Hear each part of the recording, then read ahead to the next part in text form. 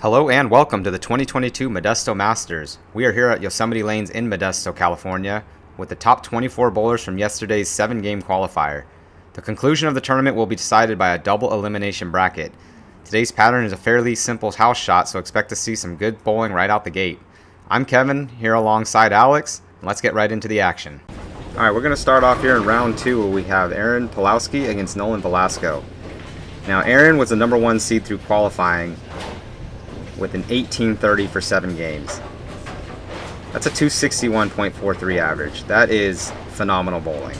He had games of 245, 268, 279, 248, 248, 267, and 275 for a plus 430 for 7 games.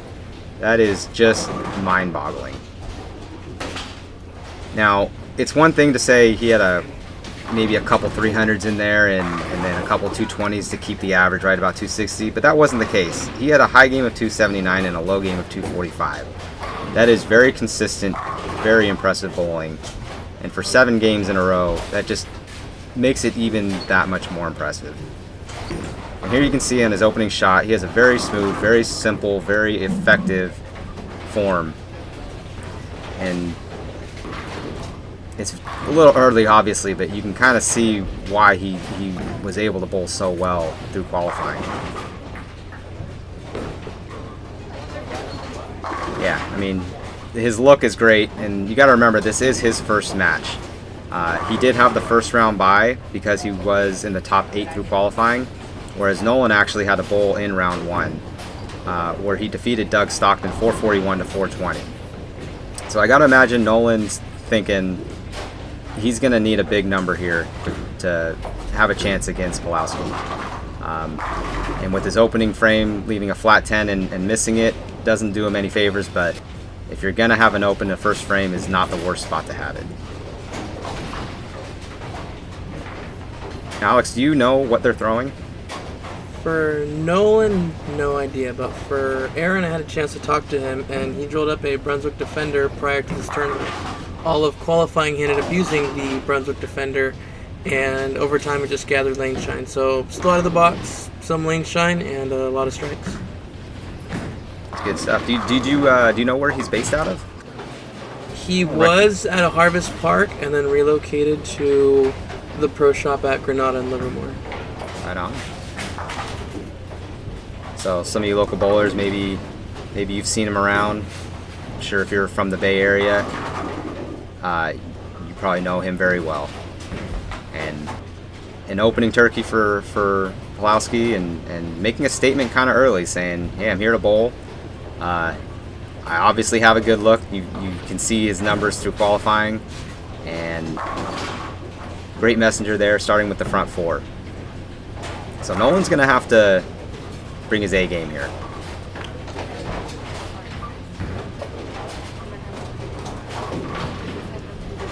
And as I mentioned before, this is a double elimination bracket, and we are starting in round 2. So let me tell you what happened in round 1. As I mentioned before, Nolan Velasco defeated Doug Stockton 441 to 420. Chris Salinas defeated Chris Hillman 447 to 401. Casey Ryan defeated Rich Custer 506 to 431. Ashton Russell defeated Brandon Kring 531 to 476. Chuck Grove defeated Carly Medina 503 to 498. Jim Gordon defeated Mark Del Cerro Jr. 470 to 463. Ed Silva defeated Gary Lennox 506 to 494. And Robert Rackford Jr. defeated Tim Cagle 493 to 483. Now the competitors that lost in round 1 are going to skip round 2 and continue on their tournament in the losers bracket in round 3. And they're going to bowl every round until they get their second loss and get knocked out of the tournament. So the penalty for getting your first loss early on is you have to bowl every round from then on out. If you stay in the winners bracket, you only bowl the even number rounds, so 2, 4, 6, 8, and then the finals being round 10. So there's a lot less bowling you have to do if you're able to stay in the winners bracket. And Pulowski with the front 6, showing 0 signs of nerves. And perfect so far.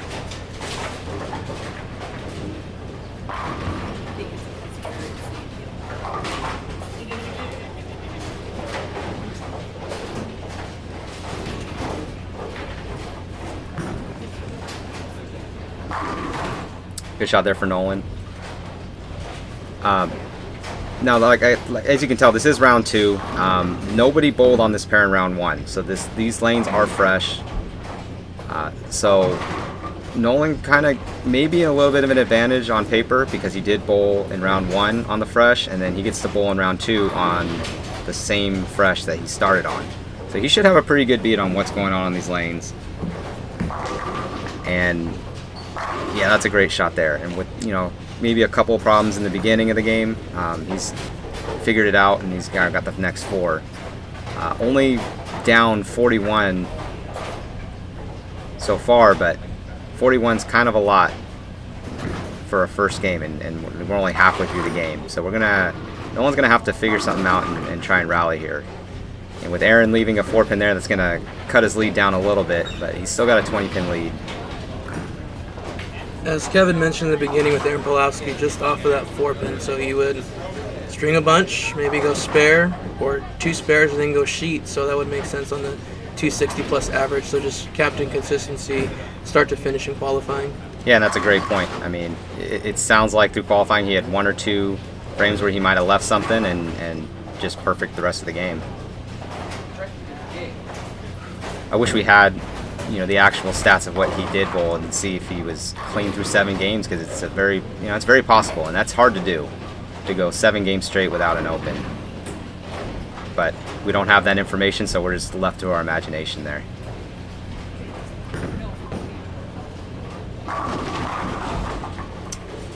Good hit there.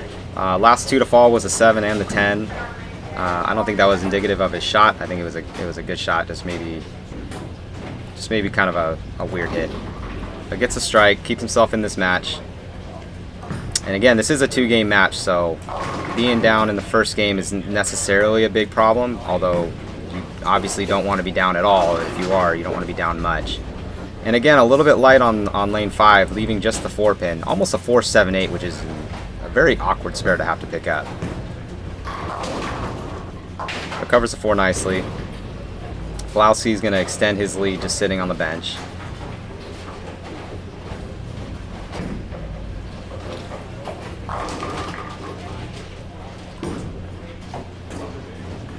Man, his form is just so effortless. Very fun to watch.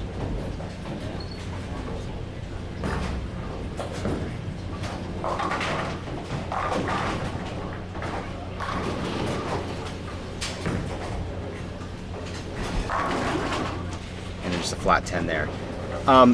So Alex, do you know how many years the Modesto Masters has been going on? Do you know what year the first one was? The Modesto Masters has been going on since 1997, and so far there has not been a repeat winner. Yeah, so that's something I wanted to dovetail into. They call it the Modesto curse. There has not been a single repeat winner since you said 97? Correct. Okay, so 25 years, not a single repeat winner, and then, well, with an asterisk, and 24 technically, because 2020 didn't have a winner because, well, COVID happened. But we have a couple of bowlers here in contention of breaking that curse. In contention for hopefully repeat will be Will Garber, Mark Del Serra, and Carly Medina. All right, so we'll have to keep an eye on those guys and see how they progress in this tournament. And Nolan there with kind of a weird split, leaving the 3, 4, 6, 10. Bit of an awkward split. I mean, I guess if you leave the 7 there also, it's more of a common split. But as it is, he gets the open. He's going to have a pretty big deficit going into the game 2. As Aaron shoots a solid 258, which is, you know, a little under his average. So we'll have to see if he can clean that up and get back on his great bowling streak, as if 258 wasn't good enough. I'm totally kidding, by the way, if you can't tell through the commentary. Aaron bowling fantastic. Nolan getting a good strike there, a little light, but he's gonna need all of them at this point, I think, because Aaron's just kind of a buzzsaw, and I don't think he's gonna give him a whole lot of room for Nolan to come back. But we'll have to see how it plays out. Still 9 frames left. A lot can happen. And again, this lane is a little bit light for Nolan, but gets the mixer. On that last frame for Nolan Velasco, if you go back to the first game, each frame, first and third, even the ninth, it was a little light. Mr. leaving a 10-pin, 2-pin, and then now still getting in kind of a lighter hit. So I wonder if he's going to make an adjustment there. The 10th frame, he probably either over-adjusted or maybe missed the move. Yeah, we'll have to see what he does, you know, in future frames on that right lane, because he was perfect on that lane until the 10th frame. So it could just be as simple as maybe he missed, or maybe he, like you said, maybe he made an overcorrection from the left lane. Or maybe we're just way over-analyzing his shot and maybe he just missed and it is what it is. But Aaron with the first 3 in game 2, leaving no room for Nolan to even pick up any pins, and that was a great shot there. So maybe it was just as simple as a miss in the 10th frame, but it cost him quite a bit of pins. So unfortunate spot to leave that split, but he's doing what he can to make up for it now.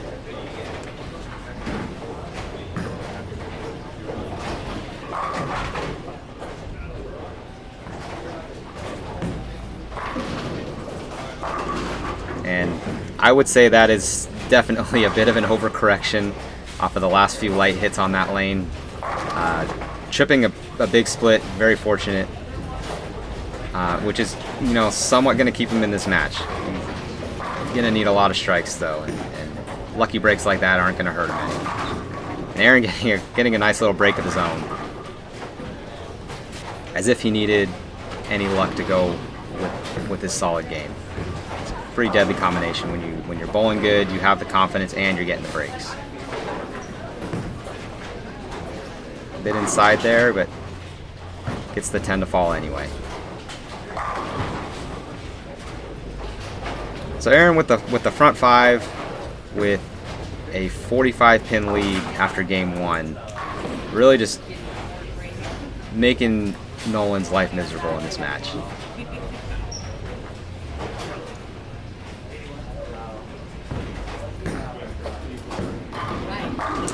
Good shot. Nolan not giving up. I like that.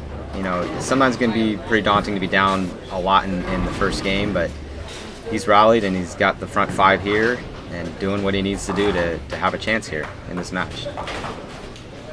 Keep an eye on the left lane, folks. This is his interesting lane. That looks so wide, yeah. Pays the price there. Remember in the 4th frame on this lane, the last frame on this lane, he went high and chipped a big split, and maybe overcorrecting the other way again and paying the price, leaving a 210. And then just a fun fact, at Yosemite lanes, we have a AMF HPL, so there's more friction. So just curious how Aaron Pulowski just shot after strike, very repetitive, making a big asymmetrical ball roll very well. Whether it's the lane shine or his ball rolls matching up with the lane, just making it look effortless. Where Nolan, the ball roll's a little bit different. You can see that he has a less room to miss in a sense, whether it's the bowling ball or at the release. 2 different styles and 2 different ways of getting to the pocket. Now, on a house shot, do you try to tend to line yourself up where you have the most room to miss, or do you just line yourself up to where you're more comfortable playing? Because obviously on a house shot, it's a very forgiving pattern. You have a lot of ways to get to the pocket. What is it that you look for when you're bowling? And just for you viewers at home, know, Alex and I did bowl in this tournament in the qualifying. Obviously, neither one of us made it to Sunday, but we have a little bit of knowledge of what this pattern's kind of doing, and I'm just kind of curious of Alex, how do you attack these lanes? Do you look for the most room to miss, or do you just look for wherever you're comfortable? For Yosemite lanes, watching some of the locals, the guys that are more down and in, a little more ball speed, they're the ones that are going to whack it. So straighter angles seem to be better, but if you can get left and have the right touch, just as Aaron right now, all sorts of angles. Myself, again, just more down and in, just trying to be as precise as possible. Yeah, and when I tend to look at a pattern like this, I tend to kind of go around where Pulowski is. I tend to play a little more inside part of the lane. I feel like for me it gives me the most room, you know, quote unquote, to miss. I can get a little bit left, it'll hold in the oil, get it right, it hits dry boards and comes back. But again, it's all in where your comfort zone is, and with such a big lead here, Aaron up 68 with 2 frames to go. You can probably write it in the books that Aaron's going to move on to round 4. Nolan's going to suffer his first loss. He's going to bowl in round 3 and continue his tournament in the losers bracket. As Nolan is wrapping it up, as Kevin mentioned, just, you know, he's bowling a very good game. Probably just missed some moves, maybe missed a little bit off his hand. Only Nolan will know. Great shot, great break right there. That's bowling. You got to make your adjustments, and again, Aaron is repeating more and more. Maybe his adjustments are right in front of him, or for Nolan, he was guessing more. So that's definitely one of his undoings. But again, phenomenal bowling on his behalf this game. And again, in Nolan's defense, that right lane, he only had the one errant shot in the 10th frame of the first game. Other than that, he's been perfect on that lane. So his undoing, if that's what you want to call it, it's just been lane 5. He's kind of over-adjusted a couple times, it seems, and he's paid the price more than once. So, but you know, 2 good shots in a row there. Maybe he's got it figured out now, but it's only a 2-game match, so too little, too late. But he can take this game, and he's in the 250s now. He can take that into his next match with a little bit of confidence, and try and run the losers bracket from there. And again, as I say that, he comes in light leaving the 2-pin, but it doesn't really matter. Sorry, I said he was in the 250s. Sorry, he's in the 260s. But Aaron already with a 477, he needs 1 pin and more than enough. So Aaron's going to move on to round 4. Nolan's going to take a loss. He's going to move on to round 3.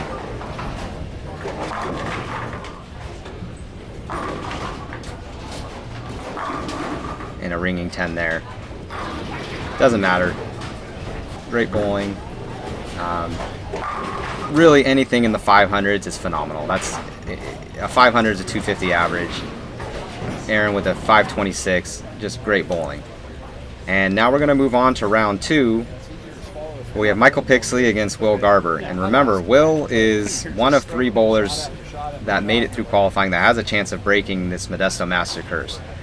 So he's going to have his work cut out for him, though, because Michael Pixley was the 3rd place qualifier yesterday with games of 259, 278, 245, 238, 223, 269, and a 204.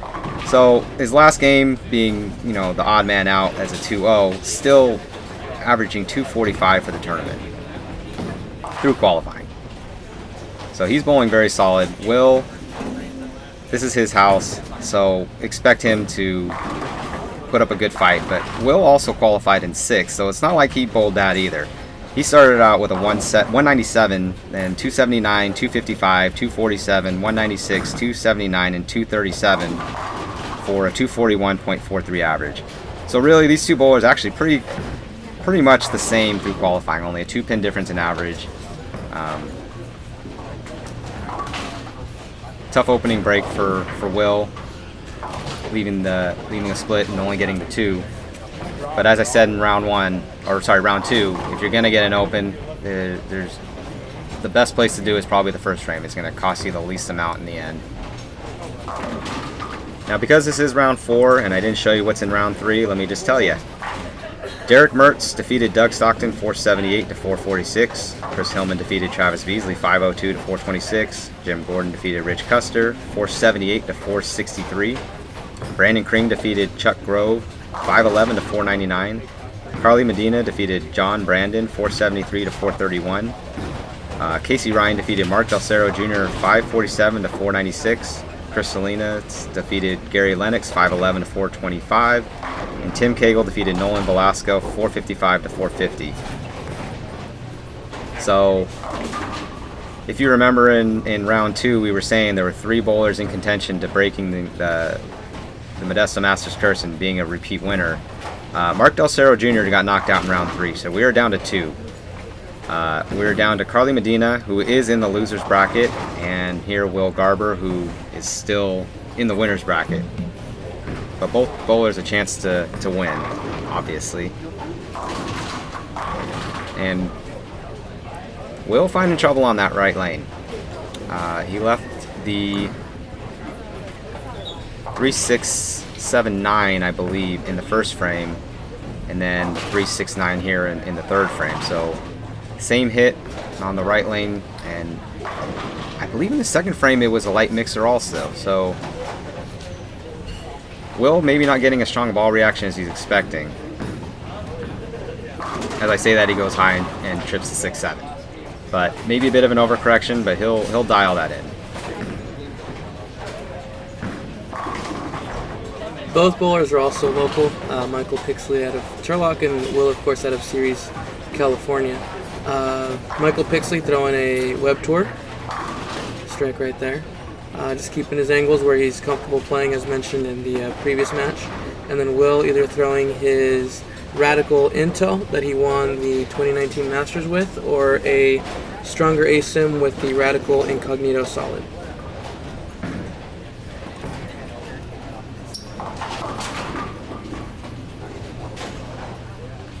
Almost getting the 2-pin to fall, and you can see Michael with very smooth form, generates a lot of power at his release, but keeps his lines very simple. Doesn't do too much. At least it doesn't seem like it. He puts a lot of hit on the ball though.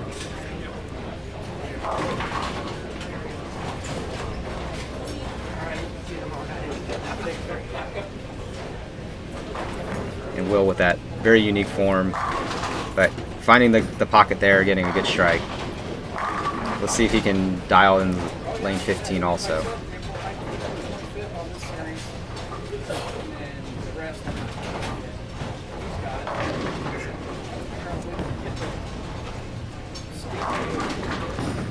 Gets a light mixer there too.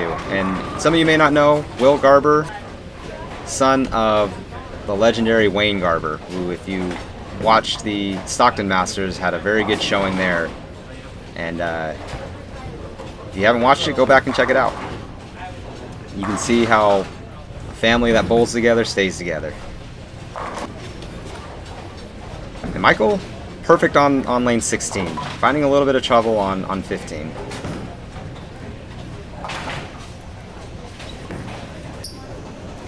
Didn't like it off his hand, but it looked fine to me. Remember, in the 5th frame, he went high and making the correction and throwing a perfect shot there.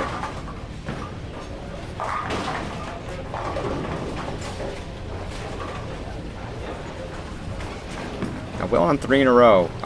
Every strike from, well, never mind, I spoke too soon. I was going to say a strike there would give him another 30 pins, but goes a little bit high.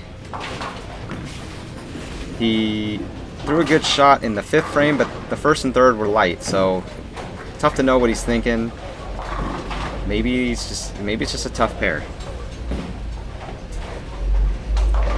Both bowlers, again, as Kevin mentioned, you see Will playing them a little bit straighter, a little more speed dominant, where Michael definitely has a little bit more rev dominance in a sense. So again, 2 different angles, one a little straighter, one opening them up. In the comments, definitely let us know what angle you would prefer, how you attack certain lanes. Oh, what a break there. Yeah, he knows it. And us having all the information after the tournament and knowing what happened, I can tell you right now, this is the 3rd match on this pair, and both these guys being left-handed don't really care who was on the right side of the lane. So there was only one bowler, Rich Custer. He bowled in round 3. He was on this pair.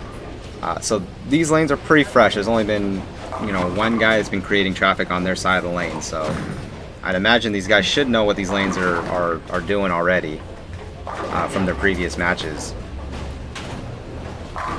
And Will making the adjustment on that lane. That looked great.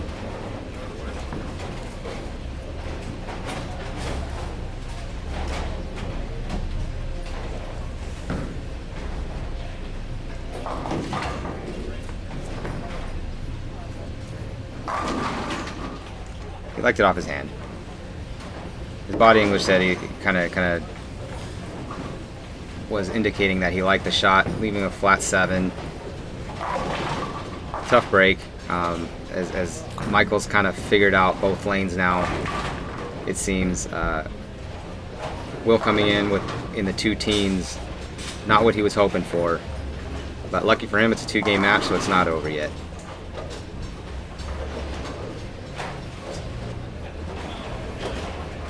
And again, that plus 24 on Will Garber's side, that's only because he's finished out his game and Michael's just now starting the 10th frame. And on a double, Michael can strike out to get 60 more pins.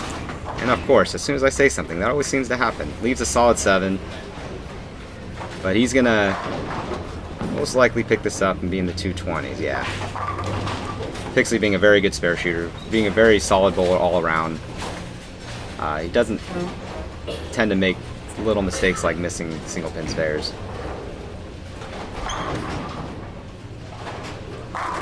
And looked like he tried to slow down and get that ball a little more angle. Great hit, 229 to 214. So Pixley's going to be up 15 pins going into the second game. By no means a big lead. It only takes 1 frame to recover those 15 pins, and lucky break there for Will, getting a light mixer on lane 15, but that's not a problem.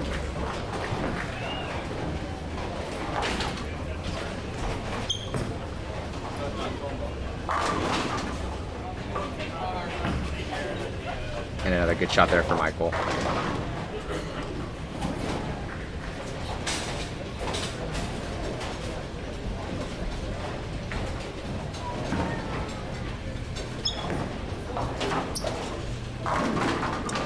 And a light mixer there again. So it looks like Michael's kind of playing around with his angles a little bit. When he slows it down, he's getting the ball to come in with a lot steeper of an angle, which it seems to be working a little bit better for him. But the light mixers aren't a problem either. So it looks like he's in that area where he has room to miss. Kind of what I mentioned earlier. If you miss in, you get the hold. If you miss out, you get the angle, which really provides a lot of breathing room. You don't have to be quite as perfect. You can relax a little bit, relax your swing, and just let the ball do the work. And Will getting a lot of angle on that one, leaving the 8 pin. He knows it was a bad break. It was a good shot. I wonder if Will's catching on to what Pixley's doing, just giving it a little more angle, a little softer touch, getting the ball to come in a little bit sharper in the pocket. Yeah, and that's a thing that some of the really good bowlers will do, is even if they have a good line to the pocket, or if they don't, they'll look around and see who's getting it to work, and they'll try and copy it as best they can. And when you're bowling your opponent, and you know, these guys both being left-handed, they don't necessarily bowl left-handers all that often. So when you do, you can definitely get a read off of your opponent.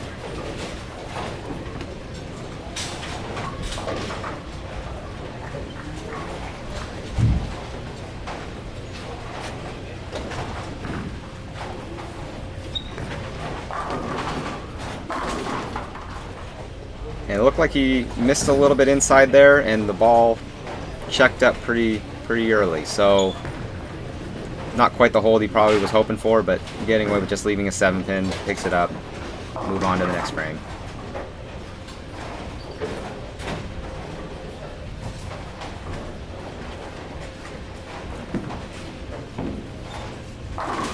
And Will again having trouble on that lane, leaving the 6-8.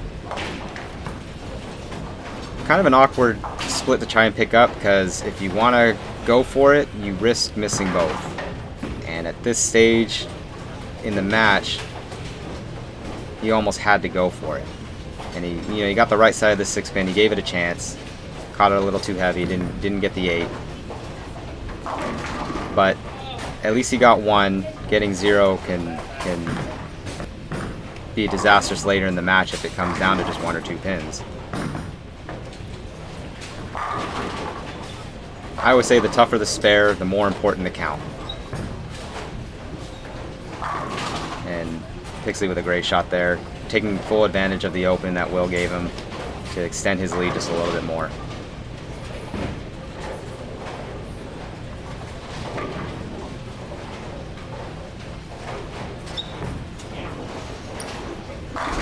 A much better shot from Pixley. Previous frames, both bowlers missing in a little bit. That was a much better shot on Michael Pixley.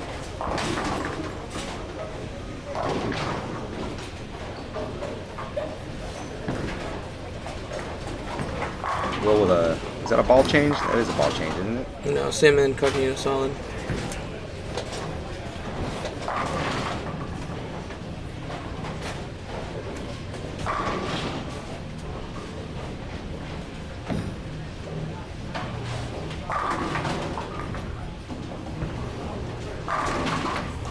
A very important double there for Will. He's down 27 max score, and he's running out of frames. And with Pixley being on a double, a 9 spare will only get Will 21 pins back. So being down 27, he's going to need quite a bit of help from Pixley.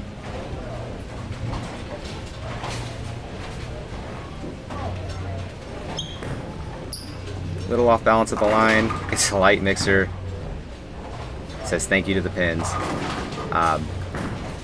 And not really interested in giving Will any breathing room. So Will kind of needs a double here to keep himself in it. And then he's going to have to hope that Pixley gives him something. Good shot there. Keeps the hope alive.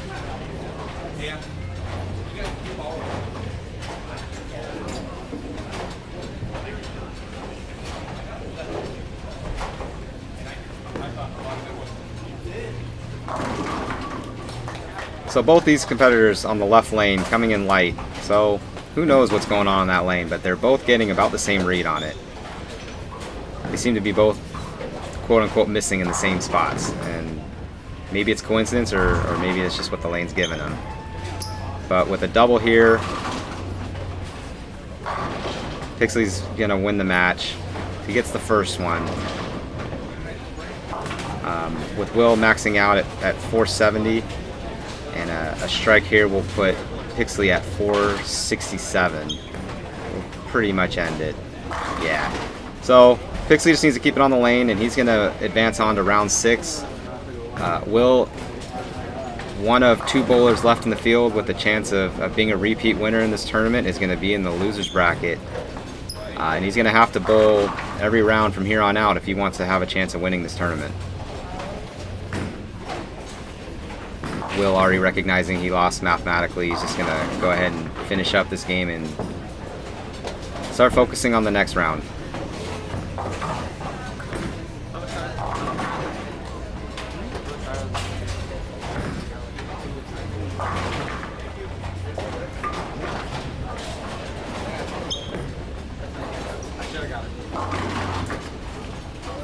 And Michael's going to win 495 to 428. Alright guys, that's going to do it for part 1. Come back and join us for part 2, where we're going to have round 6 and round 8.